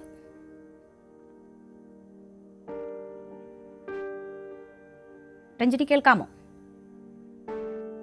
ഓക്കെ, ലൈൻ കട്ടായിട്ടുണ്ട് എന്നതാണ് മനസ്സിലാകുന്നത്. ഞാൻ തിരിച്ചു വരാം. ശ്രീ GP രാമചന്ദ്രൻ, നമ്മൾ സിനിമയുടെ മാറ്റത്തെ, മലയാള സിനിമയുടെ മാറ്റത്തെ നോക്കുകയാണെങ്കിൽ ഒരുപാട് തരത്തിൽ നമ്മുടെ സിനിമ ഈ ഘട്ടത്തിൽ മാറിക്കഴിഞ്ഞിരിക്കുന്നു. മുൻപ് ആഘോഷിച്ച പല സിനിമകളും രാഷ്ട്രീയമായി പൊളിറ്റിക്കലി കറക്റ്റ് അല്ലാത്ത പല മൂല്യങ്ങളും അല്ലെങ്കിൽ പല കാര്യങ്ങളും ഉൾച്ചേർന്നിട്ടുള്ളതാണ് എന്ന് തിരിച്ചറിയുന്ന ഒരുപാട് സന്ദർഭങ്ങൾ, ഒരുപാട് ചിത്രങ്ങൾ നമുക്ക് മുന്നിൽ ഉണ്ടായിട്ടുണ്ട്. പല ഡയലോഗുകൾ, പല കഥാപാത്രങ്ങൾ ഒക്കെ നമുക്ക് തിരിഞ്ഞു നോക്കുമ്പോൾ ചൂണ്ടിക്കാണിക്കാൻ പറ്റും. പക്ഷേ അതൊരു കാലത്ത് നമ്മൾ ആഘോഷിച്ചവയുമായിരിക്കും. പക്ഷേ ശ്രീനിവാസൻ ചിത്രങ്ങൾ നമ്മൾ പരിശോധിച്ചാൽ ഏതെങ്കിലും തരത്തിൽ അത്തരം തിരുത്തലുകൾക്ക് വിധേയമാകേണ്ടി വരുന്ന, അല്ലെങ്കിൽ ഇന്ന് പൊളിറ്റിക്കലി കറക്റ്റ് അല്ല എന്ന് തോന്നേണ്ടി വരുന്ന ചിത്രങ്ങളോ കഥാപാത്രങ്ങളോ ഒക്കെ വളരെ കുറവാണ് എന്നതുകൂടി നമ്മൾ കാണണം. സ്ത്രീ കഥാപാത്രങ്ങളെ ഏതെങ്കിലും തരത്തിൽ ഗ്ലാമറസ് ആയിട്ടോ അല്ലെങ്കിൽ അവരുടെ സ്ത്രീ എന്ന ആ ഒരു പരിവേഷം പ്രയോജനപ്പെടുത്താൻ വേണ്ടി മാത്രമോ ഉപയോഗിച്ച ചിത്രങ്ങൾ ഇല്ല എന്ന് നമുക്ക് കാണാം. അപ്പോൾ ആ വിധത്തിലൊക്കെ ശ്രീനിവാസൻ ചിത്രങ്ങൾ എത്രമാത്രം കറക്റ്റായിരുന്നു? തീർച്ചയായും ഞാൻ അതിനോട് ഏറെക്കുറെ യോജിക്കുന്നു. ചില സൂക്ഷ്മ വിമർശനങ്ങളുണ്ട്, അതിരിക്കട്ടെ. കാരണം നേരത്തെ പറഞ്ഞതുപോലെ അദ്ദേഹം ഗ്രാമത്തെ വിമർശിക്കുന്നു, ഞാൻ പറഞ്ഞു കുടുംബത്തെ വിമർശിക്കുന്നു, രാഷ്ട്രീയത്തെ വിമർശിക്കുന്നു, സിനിമയെ വിമർശിക്കുന്നു എന്ന് പറയുമ്പോൾ അദ്ദേഹം ഇതിലേക്ക് എത്തിച്ചേരുന്നത് ഒരൊറ്റ എടുത്തുചാട്ടത്തിലൂടെ വന്നതല്ല. അദ്ദേഹം പാനൂരിൽ നിന്ന് നേരെ സിനിമയിലേക്ക് വന്ന ഒരാളല്ല. അദ്ദേഹം ഫിലിം ഇൻസ്റ്റിറ്റ്യൂട്ടിൽ, അടയാർ ഫിലിം ഇൻസ്റ്റിറ്റ്യൂട്ടിൽ അദ്ദേഹം പഠനം പൂർത്തിയാക്കി. രജനീകാന്ത് അദ്ദേഹത്തിന്റെ സഹപാഠിയായിരുന്നു, നമുക്കറിയാം. അതിനുശേഷം അദ്ദേഹം അന്നത്തെ മലയാള സിനിമയിലെ ഏറ്റവും ഉന്നതരായ സംവിധായകർ P.A. ബക്കർ, G. അരവിന്ദൻ, അടൂർ ഗോപാലകൃഷ്ണൻ, അതുപോലെ K.R. മോഹനൻ, TV. ചന്ദ്രൻ, K.G. ജോർജ്, ഇത്തരം ആളുകളുടെ എല്ലാം സിനിമയിൽ അദ്ദേഹം അഭിനയിക്കുന്നുണ്ട്. അതിനുശേഷം അദ്ദേഹം നേരത്തെ പറഞ്ഞ പോലെ പ്രിയദർശൻ, സത്യനന്ദിക്കാട്, കമൽ പോലുള്ള വളരെ പോപ്പുലറായ, അതേ സമയത്ത് മധ്യവർത്തി സിനിമകൾ എന്ന് പറയുന്ന ആ സിനിമകളിലും ആണ് സഹകരിക്കുന്നത്. ഇതില് V.K. ശ്രീരാമൻ പറഞ്ഞൊരു കാര്യം ഞാൻ ഇന്ന് ശ്രദ്ധിക്കുകയുണ്ടായി. V.K. ശ്രീരാമൻ നേരത്തെ എഴുതിയിട്ടുള്ളതാണ്. അദ്ദേഹം പറഞ്ഞത് ഈ സ്വരൂപം, K.R. മോഹന്റെ സ്വരൂപവും അതുപോലെ തന്നെ TV. ചന്ദ്രന്റെ ആലീസിന്റെ അന്വേഷണം, ഈ രണ്ട് സിനിമകളും മലയാള സിനിമയിലെ ചരിത്രത്തിൽ വളരെ പ്രധാനപ്പെട്ട സിനിമകളാണ്. ഈ രണ്ട് സിനിമയിലെയും കഥാപാത്രങ്ങളുടെ ഛായയിലുള്ള ഒരു കഥാപാത്രമാണ് ചിന്താവിഷ്ടയ ശ്യാമളയിലെ ശ്രീനിവാസൻ അവതരിപ്പിക്കുന്ന കഥാപാത്രം. യഥാർത്ഥത്തിൽ അവരെക്കാൾ ഈ രണ്ട് കഥാപാത്രങ്ങളെയും പോപ്പുലർ സിനിമ അത്ര, അല്ലെങ്കിൽ സാധാരണ ജനങ്ങൾ അത്ര അധികം കണ്ടിട്ടില്ല. സ്വരൂപോ ആലീസിന്റെ അന്വേഷണമോ അത് ആർട്ട് സിനിമ സ്ട്രീമിൽ പോയതോടുകൂടിയിട്ട് ഫെസ്റ്റിവൽ അങ്ങനെയുള്ള സ്ഥലത്താണ് പോയത്. നേരത്തെ മറിച്ച് ചിന്താവിഷ്ടയ ശ്യാമള മുഴുവൻ കേരളീയരും കണ്ടു, കേരളത്തിന് പുറത്തുള്ളവരും കണ്ടു. അപ്പൊ ഈ കഥാപാത്രങ്ങളിൽ നിന്നും കൂടി ഉൾക്കൊണ്ടുകൊണ്ട് അതിനെ ചിലപ്പോ നമ്മളുടെ ഇപ്പോഴത്തെ അത് മോഷണമാന്നൊക്കെ പറയും. എനിക്ക് അതിനോട് അത്തരം പറയുന്നതിനോട് യോജിപ്പില്ല. കാരണം അദ്ദേഹം തന്നെയാണ് അതിൽ ആ സ്വരൂപത്തിലെ കഥാപാത്രത്തെ ശ്രീനിവാസൻ തന്നെയാണ് അവതരിപ്പിച്ചത്. അത് ഇതിലേക്ക് പോയി എന്നുള്ളത് മോനേട്ടൻ ഞാനും തന്നെ ആ കാര്യം സംസാരിച്ചിട്ടുള്ളതാണ്. അപ്പൊ അതിന്റെ ഛായയിൽ അദ്ദേഹം അത് കുറെ കൂടി പോപ്പുലർ അപ്പീൽ കിട്ടുന്ന രീതിയിൽ, അത് അദ്ദേഹത്തിന്റെ കഴിവാണ്. കാരണം അദ്ദേഹം നേരത്തെ പറഞ്ഞതുപോലെ, സഹോ പന്ന്യം പറഞ്ഞതുപോലെ, അതിലേക്ക് അദ്ദേഹം ഈ ലാളിത്യത്തിലേക്ക് എത്തുന്നത് പോലും വളരെ ദീർഘമായ യാത്രയുടെയും സങ്കീർണം. അപ്പൊ അതുകൊണ്ടാണ് അദ്ദേഹത്തിന് നേരത്തെ താങ്കൾ പറഞ്ഞതുപോലെ പൊളിറ്റിക്കലി കറക്റ്റായ കാര്യങ്ങളും അതുപോലെ തന്നെ പൊളിറ്റിക്കലി ഏറ്റവും ശരിയായ കാര്യങ്ങൾ വരും കാലത്തും അധികം തിരുത്തേണ്ടതില്ലാത്ത കാര്യങ്ങൾ. ഒറ്റ കാര്യം കൂടി ഞാൻ പറയാം. ഞാൻ ഓർക്കുന്ന ഒരു കാര്യം, അദ്ദേഹത്തിന്റെ അത് എവിടെയോ ഓർക്കപ്പെടാത്തതോ അല്ലെങ്കിൽ ഞാൻ എവിടെയും പരാമർശിച്ച ആൾക്കാരെ കാണാത്തൊരു കാര്യമാണ്. കാരണം മുൻപ് അദ്ദേഹം കണ്ണൂർ ജില്ലക്കാരൻ, എല്ലാവർക്കും അറിയാം. പന്ന്യം കണ്ണൂർ ജില്ലക്കാരനാണ്. അദ്ദേഹം കണ്ണൂർ ജില്ലക്കാരനാണ് മാത്രമല്ല കൂത്തുപറമ്പ് പാനൂരാണ് അദ്ദേഹത്തിന്റെ സ്വദേശം. അവിടെയാണ് പൊതുവെ തന്നെ സംഘർഷങ്ങളുടെ ഒരു മേഖലയായിട്ടും, അതായത് RSS CPM സംഘടനകളുടെ സ്ഥലമാണ്. അതുകൊണ്ട് തന്നെ കണ്ണൂരിനെ സംബന്ധിച്ച് ഇടപെട്ടോട്ടെ ശ്രീ GP രാമചന്ദ്രൻ, ഒരിക്കൽ കട്ടായി പോയതുകൊണ്ടാണ്. നമുക്ക് ഇപ്പം രഞ്ജിനി വീണ്ടും ചേരുകയാണ് ടെലിഫോൺ ലൈനിൽ. രഞ്ജിനി, ഒരുപാട് ഓർമ്മകൾ ഉണ്ടാകും. ആ ചിത്രം ഉൾപ്പെടെയുള്ള സിനിമകൾ എന്റെ മനസ്സിലേക്ക് എത്തുന്നു. ഈ സമയത്ത് താങ്കൾക്ക് എങ്ങനെയാണ് ശ്രീനിവാസനെ ഓർക്കാൻ കഴിയുന്നത്? ശ്രീനിവാസൻ വളരെ ഒരു സിമ്പിളാണ് ഒരു ആക്ടറാണ്. എന്തായാലും ഞാൻ അവരെ ജീനിയസ് ആണ് പറയുന്നത്. കാരണം ഒരു സ്ക്രിപ്റ്റ്, ഒരു ഡയലോഗ് എല്ലാം ഒരു മൈൽ സ്റ്റോൺ അല്ലേ. ഇപ്പോഴും നമ്മുടെ ലൈഫിൽ അത് യൂസ് ചെയ്യുന്ന ഒരു സാധനങ്ങളല്ലേ വിട്ടിട്ട് പോയിരിക്കുന്നത്. ആൻഡ് എനിക്ക് വളരെ സന്തോഷമുണ്ട്. അങ്ങേരോട് ചേർന്ന് ഞാൻ കുറച്ച് പടങ്ങളിൽ അഭിനയിച്ചു. അങ്ങേരോട് ഇരുന്ന് ഒരുപാട് കാര്യങ്ങൾ ഞാൻ ലേൺ ചെയ്തിട്ടുണ്ട്. അപ്പോ ഒരു ആർട്ടിസ്റ്റ് എങ്ങനെ ഇരിക്കണം, എങ്ങനെ അഭിനയിക്കണം, എങ്ങനെ ഡയലോഗ് ഡെലിവറി ചെയ്യണം, അത്രയ്ക്ക് ഒരു വളരെ ഒരു സിംപ്ലിസിറ്റി പേഴ്സൺ, ഒരു സ്വീറ്റ് ഹ്യൂമൻ ബീയിങ് ആണ് ഞാൻ പറയുന്നത്. അങ്ങനെ എത്രയ്ക്ക് വലിയ സ്ക്രിപ്റ്റ് റൈറ്ററോ ആക്ടറോ ആയിരുന്നാലും ലേമൻ നോർമൽ ആൾക്കാരെ കിട്ടി എങ്ങനെ സംസാരിക്കണം, അത് വളരെ ഒരു ലേണിംഗ് ആണ് നമുക്ക്. അത്രയ്ക്ക് സിംപ്ലിസിറ്റി. തീർച്ചയായും. അപ്പൊ പറഞ്ഞോളൂ. അല്ല, അങ്ങനെ ഇന്ന് പോയതല്ല, എനിക്ക് വളരെ സങ്കടം ദുഃഖമുണ്ട് എല്ലാവരും പോലെ. പക്ഷെ അങ്ങേര് ഒരു റിച്ച് ലെഗസിയാണ് വിട്ടിട്ട് പോയിരിക്കുന്നത്. ഇപ്പോഴും അങ്ങേരുടെ പടങ്ങളോ ഡയലോഗ്സും ഇനി ഒരിക്കലും മരിക്കാൻ പോകുന്നില്ല. He lives in our heart.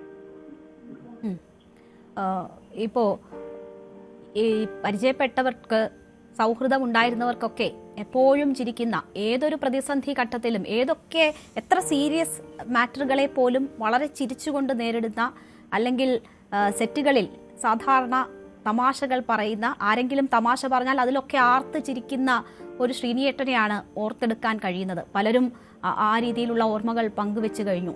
താങ്കളുടെ അങ്ങനെ ഓർത്തെടുക്കാൻ കഴിയുന്ന കാര്യങ്ങൾ എന്താണ്? ഞാൻ കണ്ടതില്ല അങ്ങനെ അത്രയ്ക്ക്.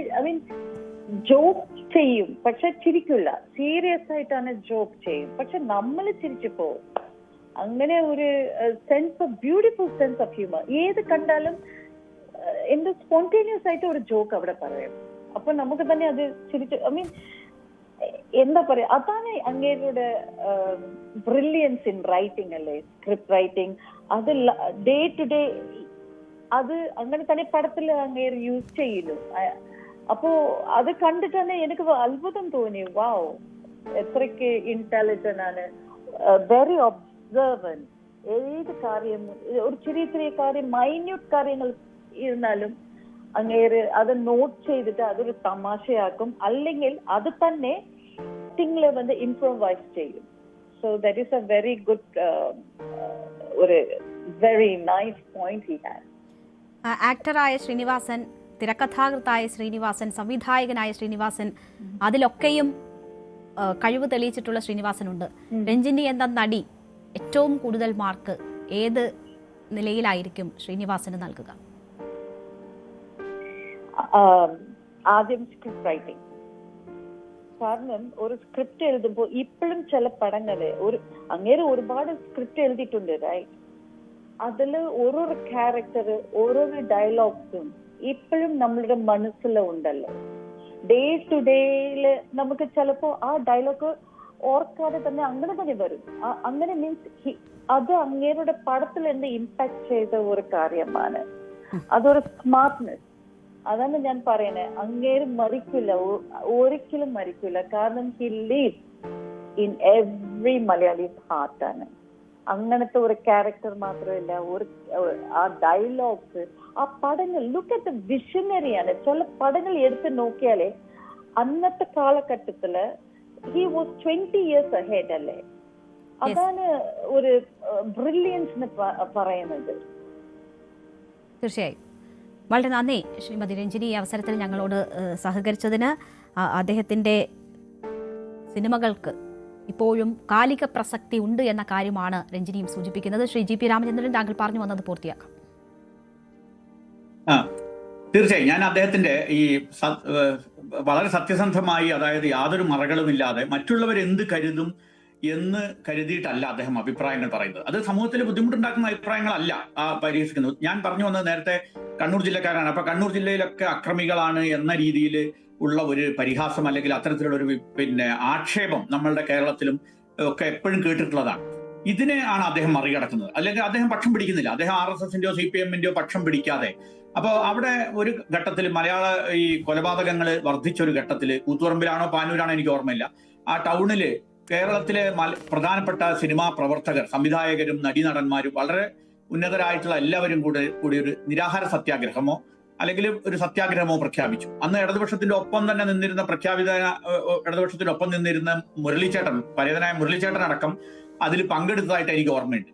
അതിൽ പങ്കെടുക്കാത്ത പ്രധാന ഒരാള് ശ്രീനിവാസനാണ്. നിങ്ങളുടെ ഈ നാടകങ്ങളൊന്നും, കാരണം സിനിമക്കാർ നിങ്ങൾ കാണിക്കുന്ന ഈ മുതലക്കണ്ണീർ കണ്ണൂരുകാർക്ക് ആവശ്യമില്ല.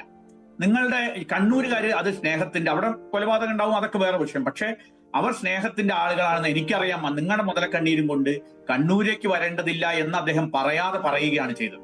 ഇത് വളരെ പ്രധാനമാണ്. കാരണം നേരത്തെ പറഞ്ഞതുപോലെ അദ്ദേഹത്തിന്റെ ഈ വിമർശനം അത് മുഖം നോക്കാതെ, അദ്ദേഹം ഇപ്പൊ അദ്ദേഹത്തെ കുറിച്ച് ഒരു ഗോസിപ്പ്, ഒരു തമാശ ഞാൻ കേട്ടു. അതായത് ഇപ്പൊ നേരത്തെ ഉള്ള ഒരു ഗോസിപ്പാണ്, നേരത്തെ അദ്ദേഹം അത് അച്ചടിച്ചു വന്നിട്ടുള്ളതാണ്, അതുകൊണ്ട് ഞാൻ ഇവിടെ പറയാം. അതായത് ലാൽ ജോസിന്റെ ഒരു മറവത്തൂർ കനവ് എന്ന സിനിമയില്, ലാൽ ജോസ് ആദ്യം സംവിധാനം ചെയ്ത എന്നാണ് എനിക്ക് തോന്നുന്നത്, ആ ഒരു മറവത്തൂർ കനവ് എന്ന സിനിമയില് ശ്രീനിവാസൻ അതില് മമ്മൂട്ടി അതിൽ അഭിനയിക്കുന്നുണ്ട്. അപ്പൊ മമ്മൂട്ടിയെ കൊണ്ടുവന്ന പിന്നെ ഈ ശ്രീനിവാസന്റെ തിരക്കഥയാണ്. അപ്പൊ ശ്രീനിവാസൻ പറഞ്ഞിട്ടാണ് ലാൽ ജോസ് പുതിയ സംവിധായകൻ മമ്മൂട്ടിയെ കിട്ടിയത്. വളരെ സന്തോഷം. അപ്പൊ ലാൽ ജോസ് പറഞ്ഞു, താങ്കൾ എനിക്ക് അടുത്ത പടത്തില് പിന്നെ മോഹൻലാലിനെ ഒന്ന് അഭിനയിപ്പിക്കാൻ വേണ്ടി അത് താങ്കളൊന്ന് പറയണം. അത് ഈസിയാണ്, അതൊക്കെ ഈസിയാണെന്ന് പറഞ്ഞിട്ട് ശ്രീനിവാസൻ അങ്ങനെ പോയി തിരിച്ചു വന്നപ്പോൾ മോഹൻലാൽ റെഡി എന്ന് പറഞ്ഞു. അപ്പോൾ എങ്ങനെയാണ് താങ്കൾക്ക് അത്രയും പെട്ടെന്ന് ഇത് സാധ്യമായെന്ന് ചോദിക്കുമ്പോൾ ഞാൻ മോഹൻലാലിനോട് പറഞ്ഞു, താങ്കൾ അഭിനയത്തിന്റെ സർവകലാശാലയാണ്, കേരളത്തിലെ ഏറ്റവും ഉയരത്തിലാണ്, ബാക്കിയുള്ളവരൊക്കെ താങ്കളുടെ വിദ്യാർത്ഥികളാണ്, മമ്മൂട്ടിയൊക്കെ താങ്കളുടെ വിദ്യാർത്ഥികളാണെന്ന് പറഞ്ഞു.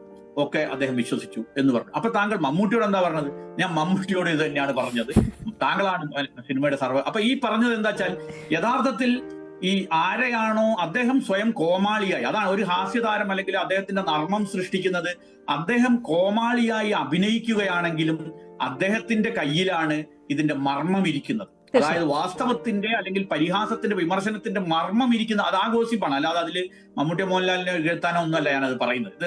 അപ്പൊ ഈ രീതിയിൽ അതിന്റെ മർമ്മം അദ്ദേഹത്തിന്റെ കടിഞ്ഞാൺ, ഈ ഒരു ആഖ്യാനത്തിന്റെ നറേറ്റീവിന്റെ കടിഞ്ഞാൺ എന്റെ കയ്യിലാണ് എന്നൊരു അഭിമാനം അദ്ദേഹത്തിനുണ്ട്. ആ അഭിമാനത്തോടു കൂടിയിട്ടാണ് അദ്ദേഹം എപ്പോഴും ചിരിക്കുന്നത് എന്നുള്ളതാണ്. അത് അവസാനം വരെയും അദ്ദേഹം ഈ അടുത്ത കാലത്ത് അദ്ദേഹത്തോട് പിന്നെ ഒരു അഭിമുഖത്തിൽ ഞാൻ കണ്ടു, ആനി ചോദിച്ചു അത് കൂടി പറയാം, താങ്കൾ പിന്നെ തിരിച്ചു വരില്ലെന്ന് ചോദിച്ചപ്പോ തീർച്ചയായും ഞാൻ ഷാജി കൈലാസിന്റെ സിനിമയിൽ ഒരു ആക്ഷൻ ഹീറോ ആയിട്ട് വരും എന്നാണ് പറയുന്നത്. അപ്പൊ അതിന്റെ ആ ഒരു പരിഹാസം, വളരെ ബുദ്ധിമുട്ടുള്ള ഇതിൽ പോലും അദ്ദേഹം എന്തുമാത്രം നർമ്മമാണ് ഉണ്ടാക്കുന്നത് എന്നാണ് അത് കാണിക്കുന്നത്. തീർച്ചയായും ശ്രീ പന്ന്യൻ രവീന്ദ്രൻ, കണ്ണൂരിലെ ഒരു സാഹചര്യം അത് സിനിമാ പ്രവർത്തകരെ തുറന്നെതിർത്തുകൊണ്ട് പറഞ്ഞ കാര്യം ശ്രീ ജി പി രാമചന്ദ്രൻ ചൂണ്ടിക്കാണിച്ചു. അതേപോലെ തന്നെയാണ് അദ്ദേഹത്തിന്റെ സിനിമകളൊക്കെ ശുഭപര്യവസാനികളാണ് എങ്കിൽ പോലും ഏതെങ്കിലും അത്ഭുതങ്ങൾ സംഭവിച്ച് ഉള്ള അവസാനം ആ സിനിമയ്ക്ക് ഉണ്ടാകുന്നില്ല. എന്താണോ യാഥാർത്ഥ്യങ്ങൾ, ജീവിത യാഥാർത്ഥ്യങ്ങൾ, അതൊക്കെ പറഞ്ഞുകൊണ്ടുള്ള ഒരു പോസിറ്റീവ് സന്ദേശം നൽകി അവസാനിക്കുന്ന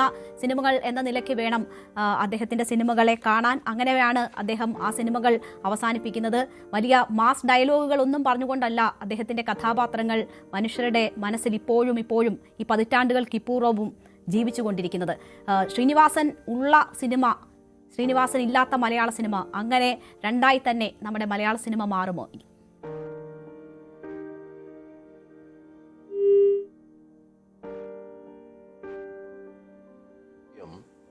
നമ്മുടെ കണ്ണൂരിനെ കുറിച്ചുള്ളൊരു പൊതുവായി വരുന്ന ഒരു അപഖ്യാതി, അത് കണ്ണൂർ ജില്ലയുടെ ഭാഗമാണത്. കണ്ണൂർ എന്ന് പറയുന്നത് മെയിൻ കണ്ണൂരില്ലേ. ഈ കണ്ണൂരും പരിസര പ്രദേശമൊന്നും അങ്ങനെയുള്ള സംഭവങ്ങളില്ല. ഇവിടെ ആർക്കും അങ്ങനെ ഭയവുമില്ല. ഇതുള്ളത് ആ പാനൂർ ചുക്കളി ആ മേഖലയുണ്ടല്ലോ, അവിടെ മാത്രമാണ്. അതിൽപ്പെട്ടതാണ് ഈ പാട്യം, ശ്രീനിവാസന്റെ പാട്യം. ഞാൻ ജീവിക്കുന്ന കണ്ണൂരിനടുത്ത് കക്കാട് എന്ന് പറയുന്ന സ്ഥലത്താണ്. ഈ കണ്ണൂരിനെ കുറിച്ച് പറയുമ്പോൾ പൊതുവിൽ ഇങ്ങനെ പറയാണ്, അത് യാഥാർത്ഥ്യവുമായി ബന്ധമില്ലാത്തതാണ്. മാത്രമല്ല അതിനെക്കുറിച്ച് ചരിത്രകാരന്മാർ പറയുന്നത്, പഴയ കാലത്ത് നമ്മളെ വടക്കൻ പാട്ടുകളിലെ ചേകവന്മാരില്ലേ, ആ ചേകവന്മാർ അന്ന് ഈ പോയി കളരിയിൽ അഭ്യാസം നടത്തിയതിന് ശേഷം അവരെ തമ്മിൽ പലർക്കും വേണ്ടി മരിക്കല്ലേ, അതിൻ്റെ ഒരു പാരമ്പര്യമുള്ള നാടാണതെന്നും ആ ചേകവന്മാർ ഈഴ വിഭാഗത്തിൽപ്പെട്ട ആളുകളാണെന്നും അവരാണ് ഇതിൻ്റെ ആളെന്ന് പറഞ്ഞ് ഒരുപാട് കഥകളുണ്ട്.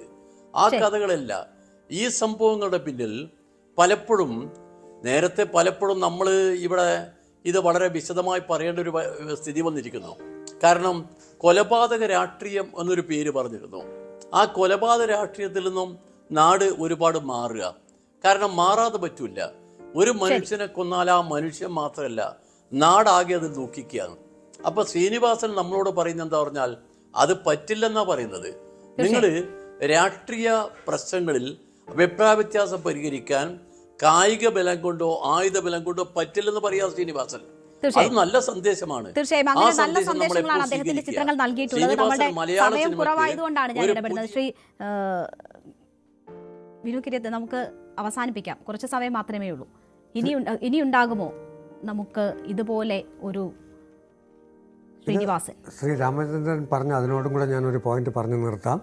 ശരിയാണ്, അദ്ദേഹം തിരക്കഥ എഴുതി അഭിനയിച്ച പടങ്ങൾ കൂടാതെ സൂപ്പർ സ്റ്റാർസിന് വേണ്ടി എഴുതിയ എല്ലാ പടത്തിലും നമ്മൾ ഹീറോയോടൊപ്പം ശ്രീനേട്ടനെ ഓർക്കുന്ന കഥാപാത്രങ്ങൾ കുറച്ചേ ഉള്ളെങ്കിൽ പോലും ഇപ്പോൾ അഴകിയ രാവണനിൽ തന്നെ ആ കഥയുമായി ചെല്ലുന്ന ശ്രീനേട്ടൻ ഇല്ലെങ്കിൽ ആ അഴകിയ രാവണൻ ഇല്ല. ഉദയനാണ് തരത്തിൽ ആ അഭിനയിക്കാൻ വേണ്ടി നടക്കുന്ന അത് മോഹൻലാൽ ഈ കഥാപാത്രത്തോടൊപ്പമാണ് നിൽക്കുന്നത്, ഇതില്ലെങ്കിൽ അതില്ല എന്ന് പറഞ്ഞുകൊണ്ട് അദ്ദേഹം പറഞ്ഞത് വളരെ കറക്റ്റാണ്. താൻ സ്വയം ആക്ഷേപീയനായി ഇത്തരം കാര്യങ്ങൾ ചെയ്യുന്നൊരു തിരക്കഥാകൃത്ത് എനിക്ക് തോന്നുന്നു മലയാള സിനിമയിൽ വേറെ ആരുമില്ല. അദ്ദേഹത്തിന് നിത്യശാന്തി. ശരി, വളരെ നന്ദി പങ്കെടുത്ത എല്ലാ അതിഥികൾക്കും. ഞാൻ ചെയ്യാത്ത സിനിമകളാണ് മലയാള സിനിമയ്ക്കുള്ള എൻ്റെ സംഭാവന എന്നതാണ് പറഞ്ഞത്. പല കാര്യങ്ങൾ കൊണ്ട് ഞാൻ ചെയ്യാത്തത്, അത് അദ്ദേഹത്തിൻ്റെ ആ തെരഞ്ഞെടുപ്പ് തന്നെയാണ് അദ്ദേഹത്തെ മലയാള സിനിമയിൽ വേറിട്ട് നിർത്തുന്നത്. എല്ലാ അതിഥികൾക്കും നന്ദി. ഇടവേളയ്ക്ക് ശേഷം പ്രത്യേക പരിപാടി കാണാം.